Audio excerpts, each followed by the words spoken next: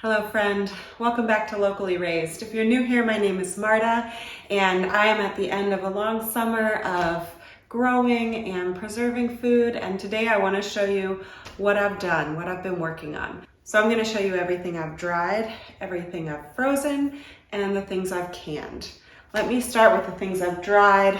They're here on this shelf. I love this shelf. We brought this with us when we moved from Texas. This top shelf holds spices, but they're not ones that I've grown. I just buy my spices in bulk, so it makes sense to put them in jars. But down here on the second level are all the things I've put away from this season. On this side, I've got herbs for tea, and this side is herbs for cooking. It's my first year filling out a shelf like this and drying this many herbs. It's really nice to open this shelf and just smell all of it and know that it came from our garden. So these tallest jars are mint. If you've ever grown mint, you know it's easy to grow a lot of it. This smells so good. And I like to have mint tea after dinner. It's good for digestion and it's just tasty and won't keep me awake at night. So if I want a hot drink before bed, that's usually what I go for. So I wanted to dry a lot of it. Here I've got chamomile. I am amazed now that I've grown chamomile what it takes to make a cup of chamomile tea. Each little bloom here is individually harvested and then dried, and it takes a lot of blooms to make a cup of tea. So this is precious to me. It looks like a small jar, but a lot went into it, and I really appreciate this. This is stevia. I don't love stevia, but I use it sometimes with my kids. They like it as a sweetener. Lavender. I've got thyme tea. We use that for helping to dry out wet coughs. And I've got echinacea here, good for the immune system. So again, we'll have that when we have colds. Over here on this side are the herbs for cooking. So here's oregano. I'm actually going through this pretty quickly because I had a full jar maybe 2 months ago or a month ago. I'm curious to see how long this lasts me. I've got rosemary. This is dried basil, dried lovage. Yes, this is lovage. So lovage is related to celery if you're not familiar with it, but it's a leaf instead of the stalk that tastes like celery. So I throw this into soup sometimes if I don't have celery or I just want that extra flavor. This is thyme. Boy, thyme, I have to admit, is the most tedious to me to harvest. You see, I've done very little of it. Getting all those little leaves off the branch is just not my favorite. Back here, I've got powders. My mom dried these. So she dried kale and spearmint and apple mint. So those are nice thrown into soups or even smoothies. Sometimes I can sneak the kale into a smoothie. Oh, and the last thing here are bay leaves. I have a bay laurel plant. I'll be bringing it in for the winter soon. So I can use fresh leaves sometimes when cooking, but the dried is actually preferable to the fresh leaves because when you dry something, it breaks down the cell walls, and so it's easier for the leaf to release its essence. It releases more flavor. So it's nice to have these on hand, my own source of bay leaves. All right, let me show you what's in the freezer. I have a few things in my freezer up here, and then of course a lot more in a deep freezer, which is downstairs with my canned goods. Up here I keep a few things just for convenience while I'm cooking. This top shelf has pesto. I've got about, I'd say 8 jars back there. I love that I can just pull this out and thaw it and throw it over pasta for an easy night. Here are strips of peppers. I cook these with strips of onions, and we use them for fajita nights. Down here in this drawer, I've got green beans. I did not have a great green bean year, so most of these are from my mom. They had a lot of green beans this year, more than they could eat. So she gifted me probably a year's supply. I love how easy that is to pull out when I'm not sure what veggies we're gonna have for dinner. This is my fruit drawer. These are blueberries from a local farmer and peaches from a local farmer. Throw those in the smoothies. And down here, oh, you guessed it, It's more green beans. My mom gave us about 40 bags of green beans, so now we can eat one a week for most of the year. That's everything I've preserved in this freezer. Let me take you downstairs and show you what I've put away in the deep freezer. Let's take a look in this deep freezer. I'll give you a peek inside. I do have boxes stacked on top of boxes. Over here is my salsa. I organize it by heat. I like medium hot, or medium. My husband likes hot, and many of our house guests like mild. I want to make more because I want to last for several months. I think I've got about 12. 1, 2, 3. Yeah, 12, 13, 14. I've got 14 right now, so I need a little more. Here's pizza sauce. We don't eat pizza super often because we kind of go gluten light, so here's a tikka masala sauce. John and I eat that when we have a staying in date night together. Sometimes we put the kids to bed early and do an Indian night and watch a movie. So it's a nice time for us. And I've got that sauce ready to go with tomatoes from the garden.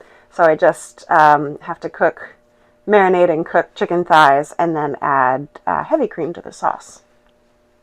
Over here is corn. There's a lot more of that. That's like maybe a third or a quarter of it, but that's there for easy grabbing. It's not hard to just pull out a pack and go, and then I'll keep replenishing. Down here is a whole other box of corn, and so I can just top that off when I need to. Here I've got tomatoes. I've been freezing whole tomatoes after they come out of the garden, and I'll make a spaghetti sauce from them later when I have a whole big batch. I brought you along for Tomato Day with my family recently, so you know we processed a lot of tomatoes. I don't need much spaghetti sauce. I have some, and I wanted to try making a little of my own because I just bought a food mill, which I'm excited about. So I'll freeze those tomatoes and make a bit of sauce. This is clearly an imperfect system, so I've got things stacked on top of things, but down in between these boxes is applesauce that's from last fall's applesauce day. All right, last but definitely not least, let me show you my canned goods. Here's the shelf. This top shelf has all things tomato. So here's tomato soup, that's still left over from canning with my mom last year. Crushed tomatoes, I brought you along for that a few weeks ago. Marinara sauce. Nope, that's tomato sauce. Marinara sauce and spaghetti sauce. I'm getting low on spaghetti sauce, but like I said, I'll be able to make a little more with the tomatoes from my freezer. Here's salsa. This was my first year canning salsa. It's been really nice to have something I can reach for when I don't want to take the time to thaw salsa, because sometimes we eat salsa spontaneously. And finally, this is tomato paste. I actually canned this last night, so I had some leftover tomato sauce in my freezer from last year's tomato harvest, cooked it down into paste. This tasted really good. It's definitely better than store-bought, which is always nice when you realize that the time put into canning something was definitely worth it.